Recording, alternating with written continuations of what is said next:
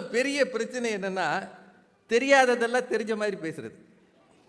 இப்போ இந்த குழந்தைக்கு குடும்பம் நடத்துறது அதெல்லாம் வந்து கற்பனையில் தெரியும். அவங்க அப்பா அம்மா குடும்பம் நடத்துறதை பார்த்து தெரியும். ஆனால் அவங்களுக்கு ஒரு நாளும் வரவு என்ன செலவு என்னன்ற கணக்கு தெரியாது. வகுப்பறை கணக்கு வேணால் தெரியும், வரவு செலவு கணக்கு தெரியாது. தெரியாததை தெரிஞ்ச மாதிரி பேசுறதுக்கு ஒரு அணி இருந்ததுன்னா, அதில் ஒரு பாப்பா வந்து எனக்கு சவால் விடுதுன்னா, ஆனால் கம்பி கட்டுற கதையெல்லாம் அவங்க சொன்னாங்க. ஆனால் அந்த பொண்ணு போகிற போக்கில் ஒரு அடி அடித்தாங்க. இதுக்கப்புறம் தலை தோனியை வர சொல்லுவோம். அவர் ஒரு பாலில் 3 விக்கெட் எடுப்பார். நீங்கள் நல்லா யோசிங்க, தோனி ஒரு விக்கெட் கீப்பர், அவர் பவுலர் கிடையாது. ரெண்டாவது, ஒரு பாலில் 6 அடிச்சாருன்னு சொன்னா கூட நான் நம்புவேன். நீங்க ஏதாவது தப்பி தவிர கிரிக்கெட் பார்த்தீங்கன்னா, நானும் ரொம்ப வருஷம் பார்க்குறேனுங்க, ஒரு பாலில் 3 விக்கெட் உலக வரலாற்றிலே எடுத்ததில்லை.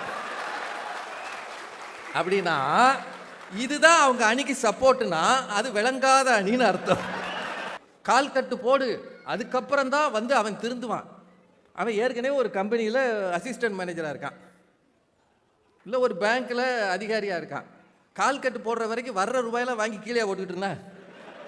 இல்லை அந்தம்மா வந்த பிறகு பேங்கிங்னா உங்களுக்கு என்னன்னு தெரியுமா, நான் சொல்லி தருகிறேன். ஏதோ திருமணத்துக்கு முன்னாடி எல்லாம் பைத்தியக்காரத்தனமாக தெருவில் தெரிஞ்ச மாதிரியும், இந்த தாய்மார்கள் வந்து தான் அவனை கூப்பிட்டு சட்டை போடுறது எப்படி, தலைவாடுறது எப்படின்னு சொல்லி கொடுத்த மாதிரியும். என்னங்கம்மா நினைச்சிருக்கீங்க? அவன் ஒரு அதிகாரியாக இருக்கா, ஒரு நிறுவனத்தில் இருக்கா, சொந்தமாக தொழில் தொடங்குறா, இல்லை பஹ்ரைனில் வேலை பார்க்குறா. இதெல்லாம் பைத்தியக்காரனுக்கு தருவாங்களா? கால் கட்டு கொண்டாந்து போட்ட பிறகு அந்த அம்மா அவரை திருத்தி, அவன் வந்து இங்கே சம்பாதிக்கிறான். இங்கே புத்திசாலித்தனமான அந்த கால் கட்டுக்கு பணம் அனுப்புகிறான். கால் கட்டு தானே அங்கே சேர்த்து வைக்குதுமா. அது எங்கே சேர்த்து வச்சிருக்குன்னா, இவன் வந்த உடனே 2.5 லட்சத்தை எடுக்கிற மாதிரி ஒரு இடத்துல போட்டு வச்சுருந்துருக்கு, சுருக்கு பையில், இல்லை அஞ்சரை பெட்டியில். இப்போ பணமெல்லாம் இப்போ அதை தானே பேங்கிங்கே ஆதாரம் எதுனா அஞ்சரை பெட்டியான். ஆமாம், பேங்க்கில் கடுகு மிளகு சீரகம் தானே வைக்கிறாங்க. பேங்கிங் எங்கிருந்து வந்தது? ஒரு அஞ்சரை பெட்டியிலிருந்து வந்தது. இப்போ சுல்தானா, எதிர்காலத்தில் உங்களுக்கு நோபல் பரிசெல்லாம் தருவாங்கம்மா.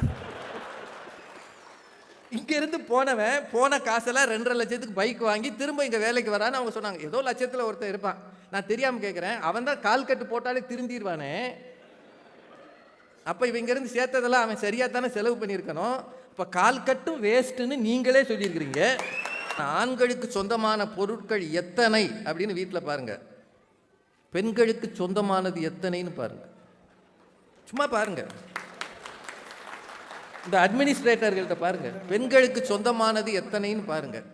சார் கோல்டு வாங்கினா பரவாயில்லைங்க, இந்த தேவையில்லாத இமிட்டேஷன் வாங்குறீங்களே, ஆன்லைனில் வாங்குறீங்களே, ஆன்லைனில் வாங்குற மாதிரி ஒரு பெரிய அநியாயம் எதுவும் கிடையாது. அதை வாங்கிட்டு அது வந்த உடனே அந்தம்மா பார்க்கும், அதில் வேறு கலராக இருந்தது, இதில் வேறு கலராக இருக்குது. நம்ம நினைப்போம் நீ கூட தான் ஃபோட்டோவில் வேறு மாதிரி இருந்த. இவங்க 2 பேரும் ரொம்ப நல்லா சொன்னாங்க. சார் கோல்டில் போடுறது தப்புன்னு நான் சொல்லலை, ஆனால் யோசிச்சு பாருங்கள், இட்ஸ் கால்டு டெட் கேபிட்டல், முடக்கப்பட்ட மூலதனம். கோல்டுன்றது டெட் கேபிட்டல்.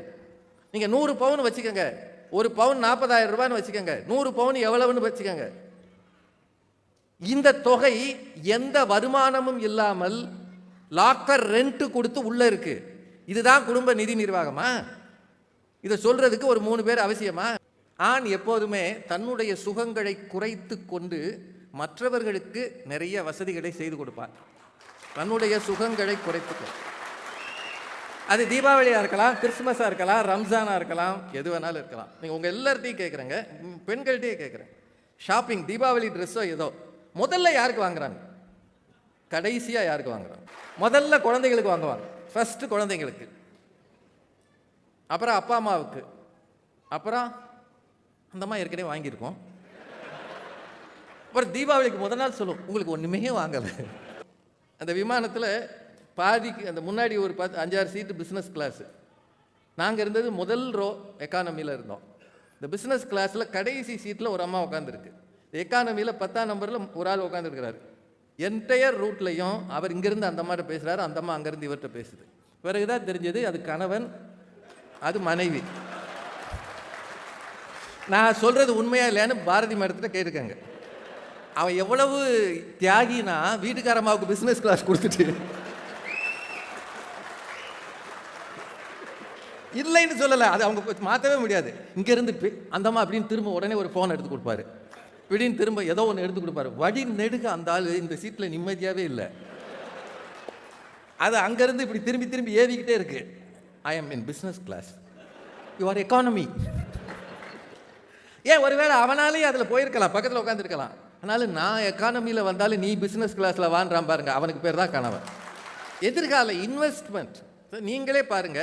வீடு வாங்கணும், ஒரு மனை வாங்கணும், இதெல்லாம் யோசித்து செய்கிறது யார்? ஷேர் மார்க்கெட், ஸ்டாக் அதிகம் ஈடுபட்டு ஃப்யூச்சர் பிளானிங்கில் இருக்கிறது யார்? இது எல்லாத்துக்கும் மேலே தேவையற்ற செலவுகளை குறைத்து தேவையானவற்றிற்காக சிந்தனையை செலுத்துவது யார்? காசுன்றது எளிமையாக வருவதில்லை, அது தகப்பனின் கண்ணீரிலும் வேர்வையிலும் வருகிறது என்று பிள்ளைகளுக்கு தயவு செய்து சொல்கிறேன். இமோஷனலாக இருக்கிற பெண்களை விட ரேஷனலாக திங்க் பண்ணுகிற ஆண்களால் தான் நிர்வாகம் சரியாக செய்யும். ஆண்களுக்கு பிறகுதான் பெண்கள் வருவார்கள். அவர்களுக்கு தெரியலேன்னு நான் சொல்லலை, பிறகுதான் வருவார்கள். ஆண்கள் கையில் இருந்தால் ஆர்ப்பாட்டம் இல்லாமல் அலட்டல் இல்லாமல் அமைதியாக நடக்கும். பெண்கள் கையில் இருந்தால் அடுப்பங்கரை மாதிரி இருக்கும் என்று சொல்லி வாய்ப்புக்கு நன்றி கூறி அமைகிறேன். வணக்கம். அன்பும் அறிவும் வாய்ந்த நடுவர் அவர்களே, ஒன்றும் இல்லைங்க, என்ன தோனின்னு இந்த பாப்பா சொல்லிடுச்சு. என்ன ஒரு கோபம், என்ன ஒரு பொச்சாரிப்பு அவருக்கு. உங்களுக்கு ஒன்று தெரியுமா? தோனி தான் நம்ம டீமுக்கு எப்பவுமே வெற்றியை தேடி கொடுப்பாரு. ஆனால் அவருக்கு கூட சில பின்னடைவுகள் வரும். ஃபார்ம்ல இல்லாதப்போ, ஃபார்ம்ல இல்லாத நேரத்தில் கூட தோனியை கொண்டாடி திரும்ப ஃபார்முக்கு கொண்டு வந்ததே சாக்ஷின்ற அவருடைய மனைவி தான். இடத்திலும் வெற்றிக்கு காரணமாக இருக்கிறவள் பெண் என்பதைத்தான் இந்த குழந்தை சொன்னால். அதனால தான் அந்த எதிர்கட்சியில் இருக்கிறவருக்கு அவ்வளவு வருத்தம். அதில் விளங்காத ஆளுகம்மா. 5 வருஷம் ஆச்சு ஊருக்கு போயின்னு சொன்னார். எனக்கு நிஜமாவே கண்ணு கலங்கிடுச்சு. அவர் ராஜாவும் ரொம்ப வருத்தப்பட்டார். அவர் மாத்திரமா எவ்வளவு பேர் அந்த மாதிரி இருக்காங்க அப்படின்னு அவர் கேட்டார். சத்தியம், மறுக்கவே முடியாத சத்தியம். 5 வருஷமா ஊருக்கு போகாம அந்த தம்பி இங்க இருக்கேன். அந்த தம்பி மாத்திரம் தானே தியாகம் பண்றாரு. அவர் ஊருக்கு வர முடியாத நிலைமையை புரிஞ்சுக்கிட்டு சோகத்தை தாங்கிட்டு ஊர்ல உட்காந்துருக்காரு. ஒரு அம்மா, அவ தியாகம் பண்ணவே இல்லையா? கல்யாணம் ஆனோன்னு கிளம்பி வந்துடுறாங்க சார். அங்க மனைவி இருக்கா? அவளுக்கு ஆசை இல்லையா? அவளுக்கு இளமை இல்லையா? அவளுக்கு காதல் இல்லையா? பிரிவும் தாபமும் துயரமும் உங்களுக்கு மாத்திரம் தானே, ஊர்ல இருக்கிற பொண்ணுக்கு இல்லையா? தாங்கிக்கிட்டு ஏன் இருக்கா? குடும்பத்துக்காக தியாகம் பண்றான். என்ன ஆவேசம் ராஜா சாருக்கு. சுல்தானாக்கு சின்ன குழந்தை, வரவுனாலும் சரியா தெரியாது, செலவுனாலும் தெரியாது. ஆனாலும் நிதி நிர்வாகத்தை பற்றி அவள் பேசுகிறார். நீங்க சொல்லலாமா? அத உங்க அணியில உங்களுக்கு முன்னாடி பேசினாரு.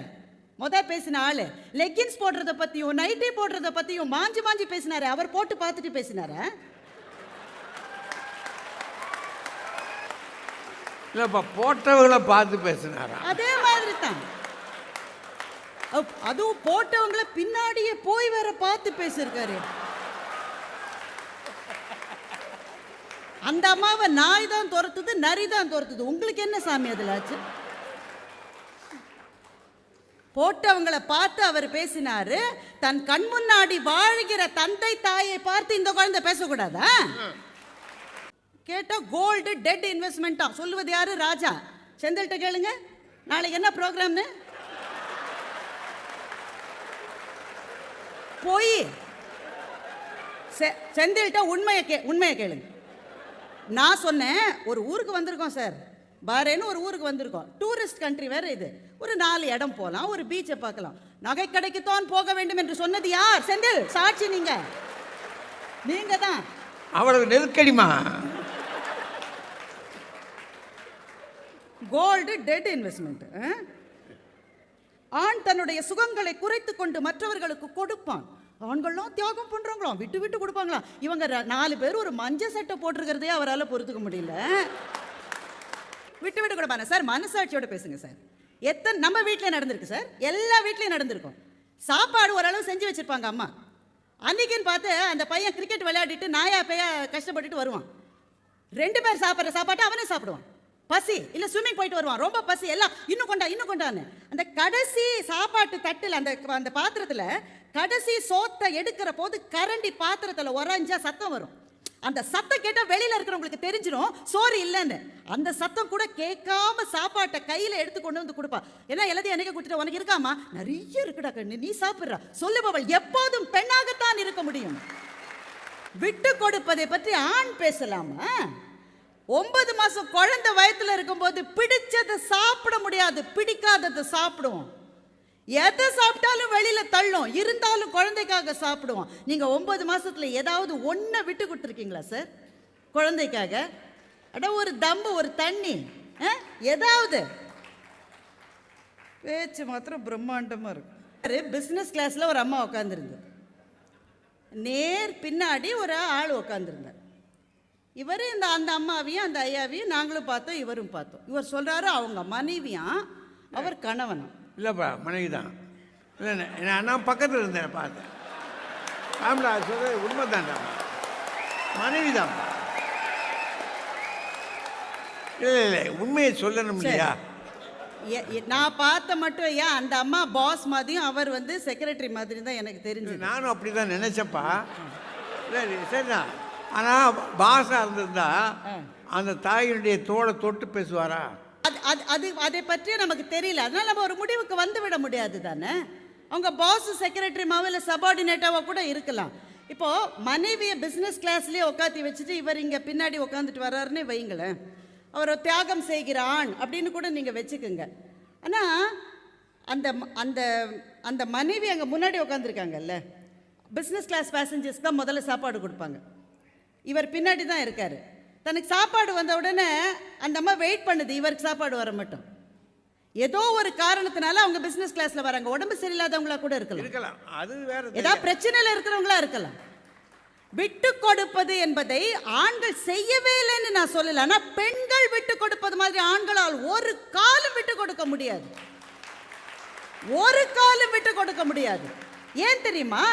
ஆண் தன்னுடைய வசதியை விட்டு கொடுப்பான், தன்னுடைய சுகங்களை விட்டு கொடுப்பான், செல்வத்தை விட்டு கொடுப்பான், தன் ஈகோவை விட்டு கொடுக்க ஆனால் ஒரு நாளும் முடியாது.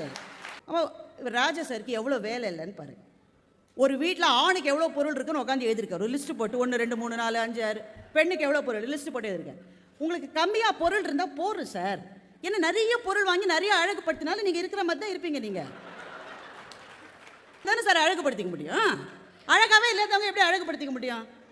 அந்த வீட்டினுடைய பொருட்களை எல்லாம் உட்காந்து நீங்கள் எண்ணிருக்கீங்களே, அந்த வீடு வாங்குகிற ஐடியாவை முதல்ல கொடுத்தது யாருன்னு யோசிச்சு பார்த்தீங்களா? சரி, இங்கே இருக்கிற எல்லாரையும் கேட்குறேன், உங்களுடைய தகப்பன் அல்லது நீங்கள் சம்பாதிக்க ஆரம்பித்து கொஞ்ச நாளாகி முதல்ல நமக்குன்னு நம்ம ஊரில் ஒரு வீடு வேணுன்ற ஐடியாவை சொன்னது எப்போதுமே ஒரு பெண்ணாகத்தான் இருப்பாள். நீங்கள் இன்வெஸ்ட்மெண்ட்டை பற்றி பேசுகிறீங்க. ஒரு குடும்பத்தில் நம்ம எல்லாருக்கும் நம்ம அம்மாக்களை பற்றி தெரியும். எப்பவும் சிடுன்னு இருக்கிற ஒரு அப்பா, எரிஞ்சு விழற ஒரு மாமியார், அடிக்கடி வந்து போற ஒரு நாத்தனார், பேசவே பேசாத மகன், பேசிக்கொண்டே இருக்கிற மகள், இத்தனை பேரையும் ஒருத்தியா சமாளிக்க ஒரு பெண்ணால் மாத்திரம்தான் முடியாது நம்ம அம்மா. உங்களுக்கு ஒரு மரியாதையையும் மதிப்பையும் ஒரு பெண்ணினுடைய திருமணம் என்ற பந்தம் கொடுக்கிறதுன்னு அவர் சொன்னா அதுல ஒரு கேலி கிண்டல். ஒரு குடும்பத்தின் எதிர்காலத்தை பற்றிய விஷன், கனவு ஆணுக்கு இருக்குமா பெண்ணுக்கு இருக்குமா சொல்லுங்கள் நீங்கள். ஆண் அந்தந்த நாளில் வாழ்கிறவன். இன்னைக்கு கார் வாங்கணும், இன்னைக்கு இந்த டிவி வாங்கணும், இன்னைக்கு இதை செய்யணும். விஷன் என்பது பெண்ணுக்கு தான் இருக்கும். நிதி நிர்வாகத்தினுடைய அடிப்படை ஐயா என்னவென்றால், இன்றைக்கு பொழுதை எப்படி கழிப்பது என்பது ஒரு பகுதி. 2வது பகுதி, நாளைக்கு இந்த குடும்பம் எப்படி இருக்க வேண்டும் என்கின்ற கனவு. அந்த கனவு எப்போதுமே அந்த குடும்பத்தினுடைய பெண்ணுக்குத்தான் இருக்கும். இங்க இருக்கிற அத்தனை ஆண்களையும் கேட்கின்றேன், நீங்கள் உங்களுடைய அப்பாவை போல தாத்தாவை போல வாழாமல் வாழ்க்கையினுடைய அடுத்த படிக்கு செல்ல வேண்டும் என்ற கனவு முதலில் உங்களுக்கு வந்ததா, உங்களுடைய அம்மாவுக்கு வந்ததா? தயவு செய்து மனசாட்சியோடு பதில் சொல்லுங்கள். இந்த அம்மாவினுடைய கனவு, என் மகன் எப்படி இருக்கணும், நான் பட்ட கஷ்டத்தை என் மக படக்கூடாது என்று நினைக்கிறவள் எப்போதுமே தாயாக இருக்கின்றாள். அதனால் அவள் தான் சிறந்த நிர்வாகி. அவளுடைய நிர்வாகத்தின் படி நடக்கிற போதுதான் அந்த குடும்பம் அடுத்த படியை எய்தும். என்றால் நடுவர் என்ன தீர்ப்பு வழங்க வேண்டும் என்பதை அவரினுடைய ஞானத்துக்கும் அறிவுக்கும் விட்டுவிட்டு ஒரே ஒரு செய்தியை சொல்லி நான் முடிக்கின்றேன். டிசம்பர் 1 நீங்கள் பாரேனில் விமென்ஸ் டே ஆக கொண்டாடுகிறீர்கள். March 8 international women's day. இங்கே நீங்கள் கொண்டாடுகிற போது 8 பெண்களுக்கு 7 பெண்களுக்கு இந்த பஹ்ரைன் சமுதாயத்தை கட்டமைப்பு செய்ததற்காக விருது கொடுக்கிறீர்கள். அவங்க அத்தனை பேர் என்ஜினியர்ஸாக இருக்காங்க, ஆர்கிடெக்ட்ஸாக இருக்காங்க, ஃபைனான்ஸ் துறையில் இருக்காங்க. வளர்ந்து வருகின்ற ஒரு சமூகம் எப்போது முழு நிறைவையும் வளர்ச்சியையும் எய்தும் என்றால் பெண்களை நீங்கள் நிர்வாக பதவிகளிலே அமர்த்துகிற போதுதான் அது நடக்கும். உங்கள் நிர்வாக குழுவில் பெண்களை நீங்கள் சேர்த்துக் கொள்ளுங்கள். அப்போதுதான் நாம் நினைக்கின்ற அத்தனை வளர்ச்சியையும் இது அடையும் என்று சொல்லி நல்ல தீர்ப்பு வழங்குமாறு நடுவரை கேட்டு விடைபெறுகின்றேன். வணக்கம்.